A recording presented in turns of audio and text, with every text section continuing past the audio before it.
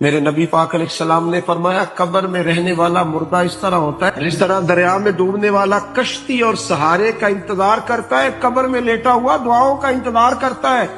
وہ وہاں لیٹا انتظار کرتا ہے کہ میرا بھائی میرے لیے دعا کرے، وہ انتظار کرتا ہے کہ میرا بیٹا میرے لیے دعا کرے، وہ انتظار کرتا ہے کہ میری بیٹی میرے لیے دعا کرے۔ دعا وہ قیمتی تحفہ ہے جس وقت قبروں میں جانے والے بھی انتظار کر رہے ہیں۔ کوئی دعا کرے، کوئی دوست دعا کر دے۔ اگر کسی کے بچے لیٹے ہیں تو وہ ماں باپ کی دعاؤں کے منتظر ہیں، دوست لیٹے ہیں تو دوستوں کی دعاؤں کے منتظر ہیں۔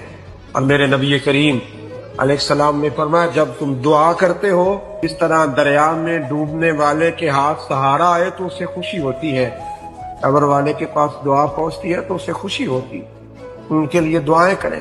میرے نبی پاک علیہ السلام نے فرمایا میری امت قبروں میں گناہگار جائے گی، نکلے گی تو نیکوکار